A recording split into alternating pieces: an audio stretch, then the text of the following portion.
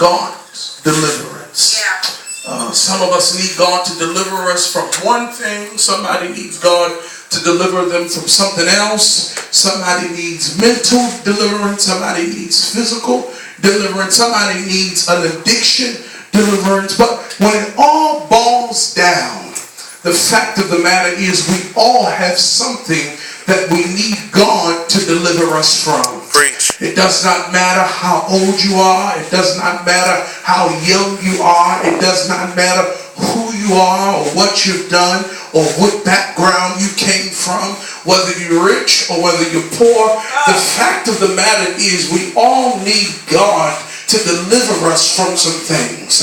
You must understand, in this particular category of scripture, Moses was leading the children of Israel out of Egypt. And sometimes God will plan for us a way of escape. He'll plan for us a route. He'll open up a door. But sometimes we're so comfortable in the things that are familiar to us that we're almost afraid to trust God and to go forward. In order to receive complete deliverance, you must first understand how to apply faith. For faith is the substance of things hoped for and the evidence of things that is not seen. So in order for you to move forward in your life, in order for you to receive complete deliverance in your life, you must first understand and acknowledge that the past is what I'm used to, but God is now bringing me into another place. You must understand that the past, it's what I'm used to, it's what I'm comfortable with. In order for us to grow in God, we have to learn to stretch our wings and fly. For you understand that you cannot stay stagnated in your life.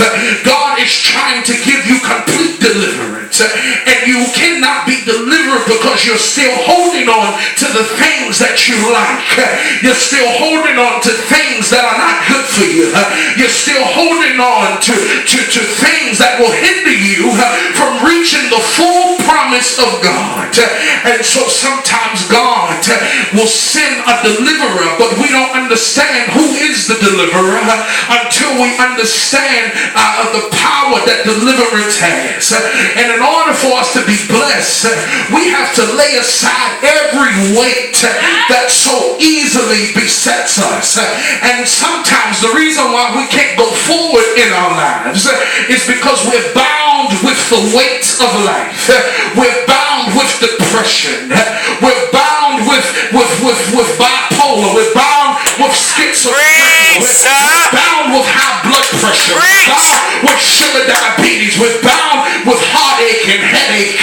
But God is saying to you today that I have sent your deliverer, and I will make a way out of no way on your behalf. And some of you today think that it was because you were so wonderful that God wanted to deliver you. It is not what you have that makes God want to deliver you. It is not your Ferragamo shoes. It is not your Prada. It is not your Gucci. It is not your Louis Vuitton. I know that you think you're wonderful, and I know that you think you got it on your own, but if it had not been for the Lord who was on my side, the songwriter said it could have been me with no food. It could have been me outdoors. It could have been me. But God saw fit to build a hedge of protection around us, that no weapon is formed against us shall be able to prosper.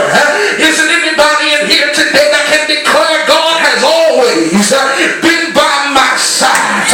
Even when the roads of life gets raging, even when the storms of life, or even when the clouds get so low that I can't even see the road, God will send some sunlight. For weeping may endure for a night, but joy comes in the morning. Look at your neighbor and say, good morning. Tough times don't last, but tough people do. And God takes us through, and He takes us through in order for us to appreciate where we're going in our lives. The fact of the matter is the devil has taken a sneak peek into your future.